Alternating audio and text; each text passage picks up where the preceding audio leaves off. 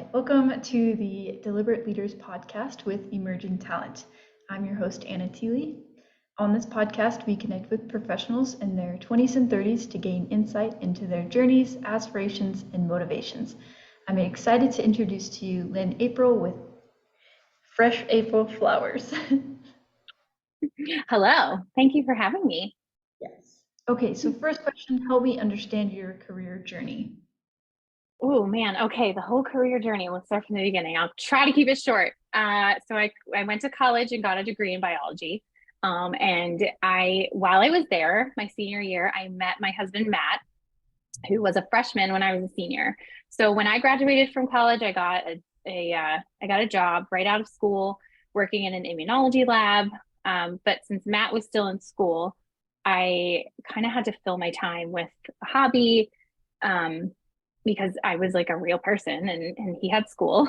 So I took a cake decorating class at like my local craft store. And that is where I learned how to bake from scratch and decorate cakes. And I sort of turned it into like a side hobby. So I would do that in the evenings and on the weekends when I wasn't working my full-time job. And then that evolved, and I did that for a few years until it got pretty popular and I was just so drained.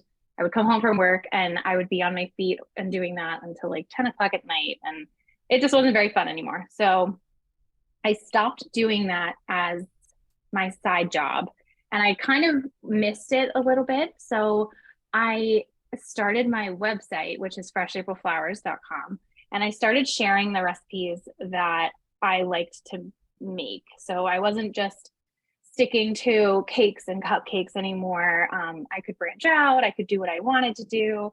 And that was my side job alongside my full-time job for quite some time, about 5 years. So through that journey, Matt and I got married, we had kids. And after we had our second child, it was just a lot to manage. I was trying to raise 2 kids, work a full-time job, keep a marriage healthy, and also do my side job. And it was just a lot. So something had to give. And we decided that it was my full-time job that was going to go. So I turned my hobby or my side job that was earning me money. I turned it into my full-time job. So I've been doing that, recipe creation and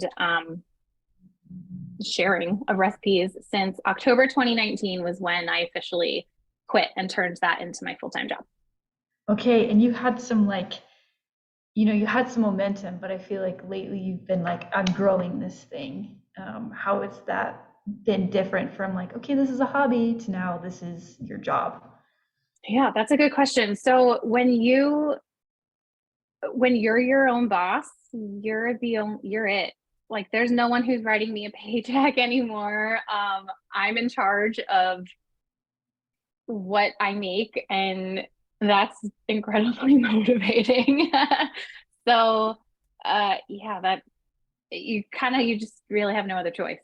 So I don't know, you just make it happen, right? Yes.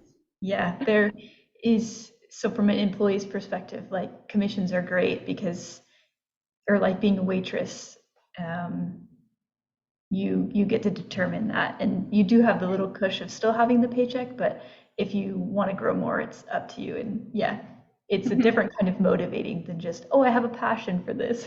Absolutely. Yeah, for sure. Mm-hmm. How would you define success in your career? Oh gosh. In a couple ways. So of course, monetarily, there's success. When I quit my job, I had a salary that I was basically cutting out. So I took a major pay cut, which we knew I was going to do. But the hope was that by being able to dedicate those extra 40 hours to my own business, would I be able to replace that and eventually overcome that uh, salary that I lost? And the answer was yes. So that is one way. But I think that the beauty of entrepreneurship and being your own boss and making your own career is that I find success to be in other aspects too, like time freedom and financial freedom, but time freedom for sure when we have kids, like being able to just drop whatever I'm doing to go pick up a kid who threw up in the nurse's office, because yes, that has happened. um, and just being able to spend more time doing the things that I enjoy doing and spending it with people that I enjoy spending time with. Those are also uh, milestones of success to me. Yeah. Have you been able to create another type of community with your friends and with your family through your baking? Oh, my neighbors love me. Yeah. Yeah, and it's cool. When you do something like this, where you have kind of like a specialty that, uh, you know, I cater a lot to home bakers. So people who want to make cookies with their kids, or like want to make, a treat for a neighbor who just had surgery or something like that. So people who aren't baking all of the time for, they don't work in a bakery. So I love being kind of that person that people go to when they're like, okay, I have a friend who just had surgery but she doesn't like chocolate. Like, what can I make? What's easy? What could last a few days? Something like that. Like I sort of am like the home baker guru in the neighborhood. And also when I make stuff, I just kind of text everyone and say, okay, who wants cookies? Yeah. And I mean, who doesn't like a neighbor like that, right? Right. Yes. So the jump from full time to being your own business owner, was there someone who helped you in that process to act as a mentor or to act as a sounding board or kind of like help jumpstart your success? For sure. So there were people who had done what I had done before in the same space as me. So people who quit full-time jobs to be content creators, bloggers, influencers, whatever you want to call us. But also, I lived with one who quit a full-time job to start his own business. So my husband was a huge motivator, who just kind of looked at it with me, with a critical eye and said, this is what it looks like on paper. If you were to quit your job, these are the sacrifices or changes that we would need to make. And these are the things that we aspire to, like we had talked about, um, markers of success. Like, is this working? Was this a good idea? Um, so I kind of had a bunch of people in my corner bouncing ideas on and off of. And I got to give a shout out to my parents. I thought that they were going to be so mad, and they weren't. So that was helpful. It's just, mentors in all different spaces of your life. I don't know. Does that answer your question? I guess I had a bunch. Yeah, leadership development, we really care about that mentorship piece. And I'm glad that you were able to have it because it's already so scary to jump off and do that alone. But then you have people, so it helps. Mm-hmm. Absolutely. Yes. How do you prioritize your professional goals? Oh man, how do I prioritize my professional goals? Well, interestingly enough, last summer was the first time I tried this. So I have a very consistent posting schedule. I post a new recipe once a week, pretty much. Sometimes it's more, not often, but that's my consistent posting schedule. And last summer was the first summer that I said to myself, man, I am my own boss.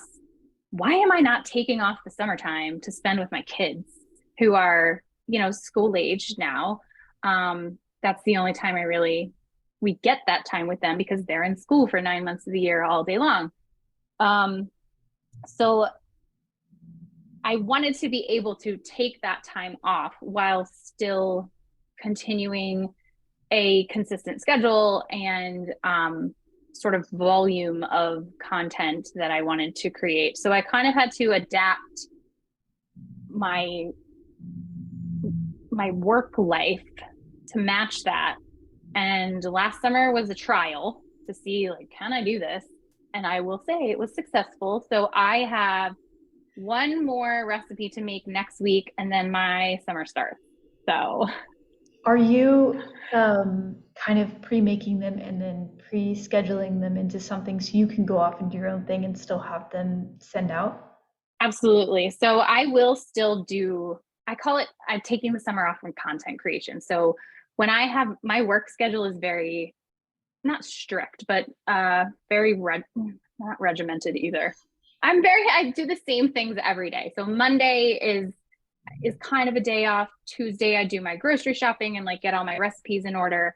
And then Wednesday, Thursday, and maybe sometimes Friday is when I'm in the kitchen and working through all of those recipes, taking the photographs, editing photos and things like that. So that is what I'm taking the summer off of. I will definitely still have photos to edit and copy to write, but my my goal last summer was, if I didn't want to be tied to the kitchen, right? So if I can't do my work at the pool or whatever, then it's not happening. And I obviously can't be in the kitchen while I'm at the pool. So I can take my laptop, which I have. I've taken my laptop on a vacation. Not that I love working on vacation, but it's kind of like if we decide to take an impromptu trip, because Matt's his own boss, I'm my own boss, we can be like, let's go to the beach next week for a few days.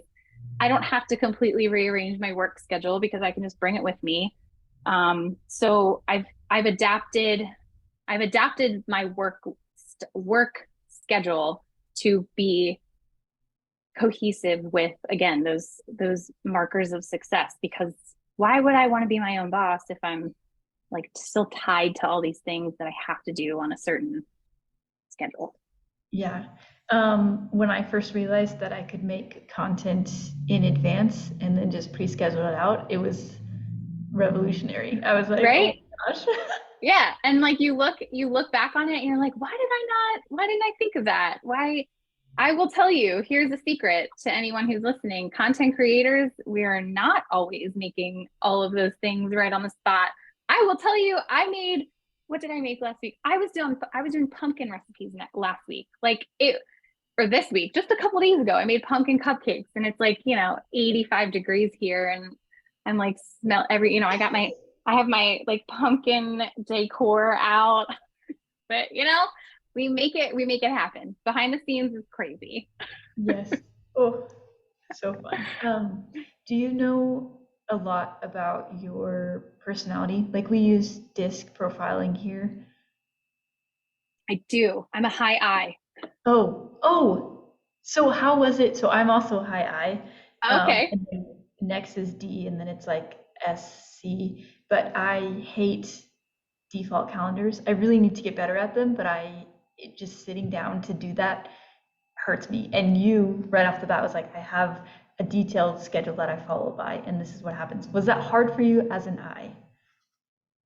Oh man, I don't think so. It's funny you say that because I am a high I with a little bit of D, and like the S and C were like so tiny.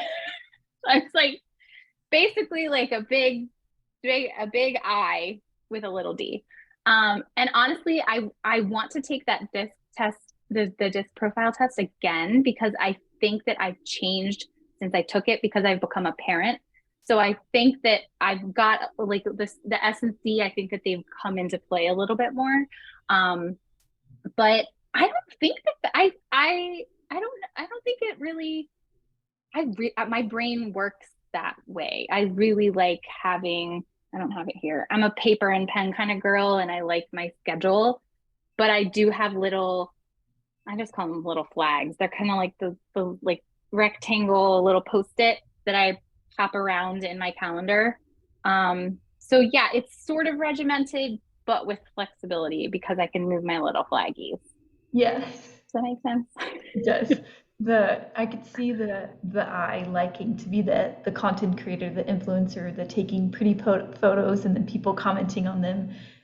So I could see how Yeah. that is really fulfilling for you. Yes. I'm so Because glad you I'm the same understand. way. That's so funny. Um, So with all this change, I'm sure there was like doubt in, you already mentioned your parents, you already mentioned your own like kind of concerns, but so maybe not during the transition of becoming your own boss, but throughout that process, what has been the uncertainty or doubt, or has there been none? Uh, I would be lying if I said there was none. Well, okay, hold on.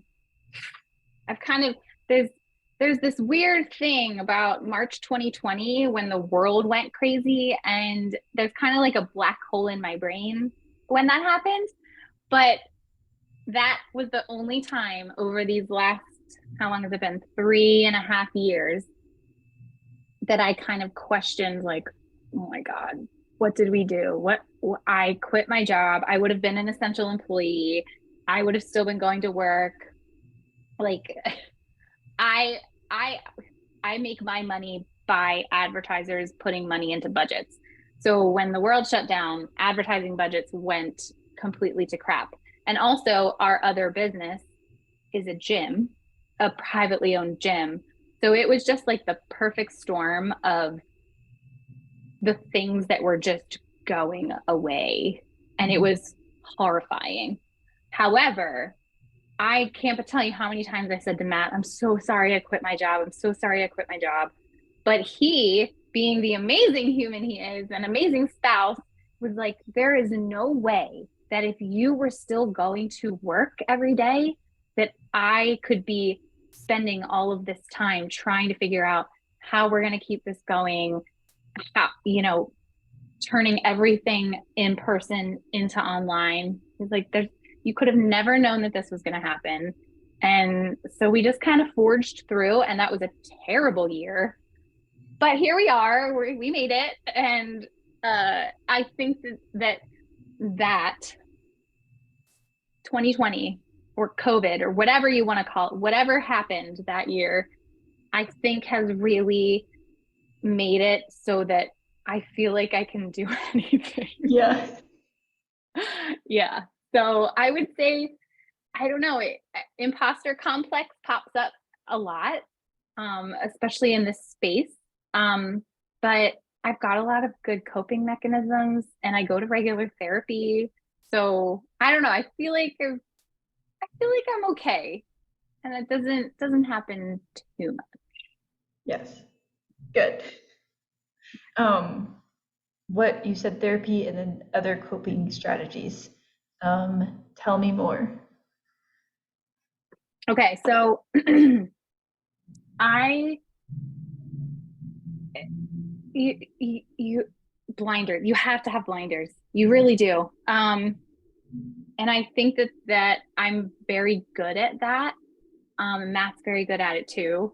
Um, Comparison is in anything, whether you work for somebody, whether you work for yourself, whether it's as a parent, as a spouse.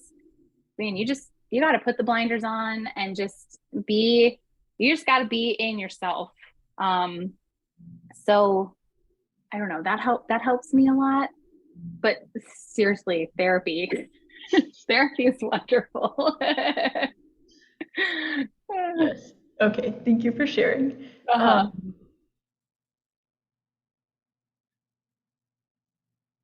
I feel like, is there a next step to Fresh April, Fresh April flowers, or is this like what you see yourself doing for the foreseeable future?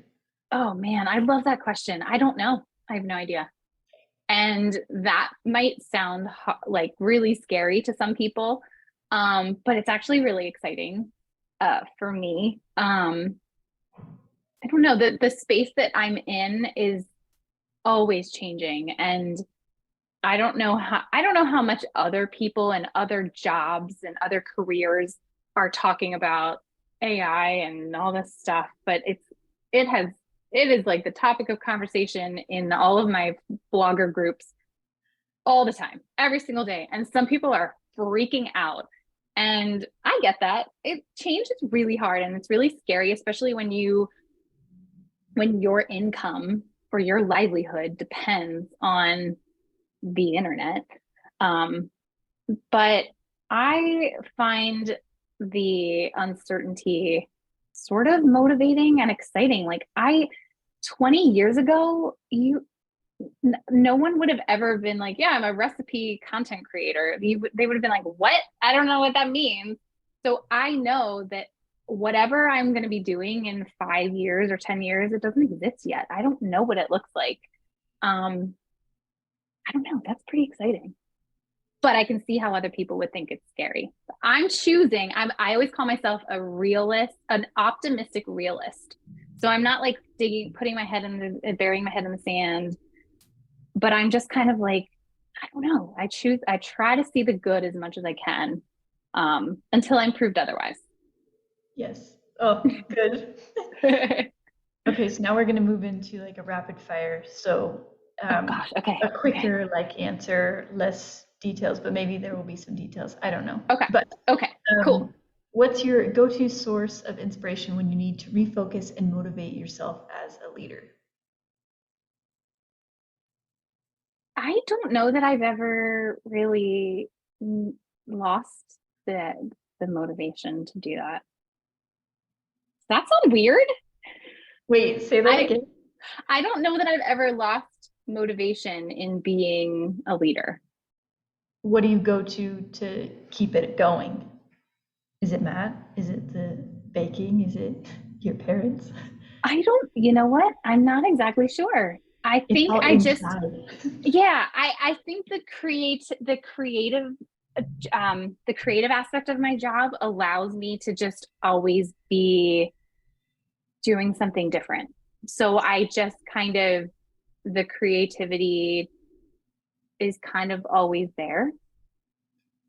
I have so, I, my brain is just full of recipes and ideas all the time. I will never run out of those ideas. Interesting. Okay, I love that. I'm glad that you can find that within and your blinders with the comparison. Yeah. What's one self-development practice that you swear by, and how has it helped you in your leadership journey? Oh man, positive self-talk. One hands down. If you could develop any leadership trait overnight, what would it be? Oh gosh.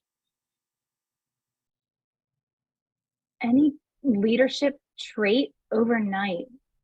Ooh, maybe to take my emotions out of things a little more often than I do.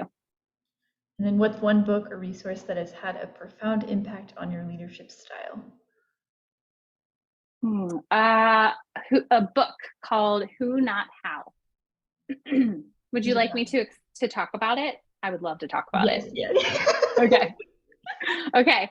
This book is called Who Not How, and sort of it it expounds on the idea that we as people have always been, even from kindergarten, we are trained to do your own work.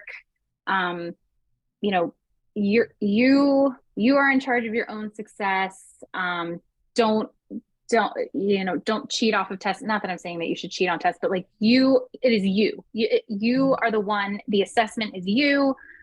It's always just individualized. And Who Not How is sort of the complete opposite of that. And it's like, we as a people, we are we're conditioned to be so individualized, but in reality, like, so many of us and so many of the systems in our world work so much better when you are working with other people. So Who Not How is essentially, it, it's not necessarily how am I going to solve this problem, it's who can I get to help me with this. Yes. So that was sort of my that reading. I listened to audiobook because reading is very difficult. Not difficult for me, but it's so much easier for me to listen. So this book really changed the way I interpreted the way I was doing my workflow. And this book was recommended to me by Matt, who at that time had 6 people working for him, and I had one. And it really opened up my eyes to asking more for help and paying other people to do work for me. And it looks, Who Not How sort of looks at paying other people to do something as an investment in your time freedom. So when I pay someone else to do something for me, I now have that time to go spend it with my kids or do something else that I enjoy doing within my job. Whatever that means to you, whatever more time means to you. So that sort of, it changed a lot of the perfectionist in me that was like, no, if I want it done right, I need to do it myself. When in reality, there are people who work for me who do things way better than I would ever do them. And I would have never known that if I didn't take a chance on who, not how. Yes. Oh, good. I am in a book club, so I will pitch that to everyone. Cool. Sounds Cool. good. Oh, actually, fun fact, the author of the book didn't even write the book. He paid someone else to write the book for him because he's like, these are the ideas that I have. This is what I want the book to be about. These are the main concepts. So he hired someone else who was a very good writer and an efficient writer to write the book for him. But it's his book because it was his ideas and it was his concepts, but he was like, I don't know how to put this into a cohesive format. I'm going to hire someone else to write it for me. And he reads the audiobook. The author, I'm so bad, I can't remember his name. Okay. But he reads the audiobook, but in between the chapters, he sort of does his own B-roll and kind of talks about where that chapter came from because he can talk so much better than he writes. So the audiobook is a really cool experience because you kind of get his concepts, but then the way that he sort of interprets what the author wrote for him. It's really cool. Yeah. Okay. Yeah. So thank you so much for taking the time to be on this podcast and share about your career journey and how you've gotten here and where you're going. If someone has absolutely resonated with what you've said and are hoping you can act as a sounding board or a short-term mentor, what is the best way they can reach out to you?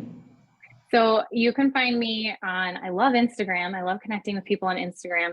My handle is Fresh April, like the month, Flowers, like the ingredient. So Flours. And I'm on Facebook, Instagram, Pinterest. You can email me, lynn@freshaprilflowers.com. I love talking to people. That's the I in me. Love it. Email me or something. Okay, sounds good. Thank you so much for taking this time. Sure. Bye-bye. Thanks, Anna.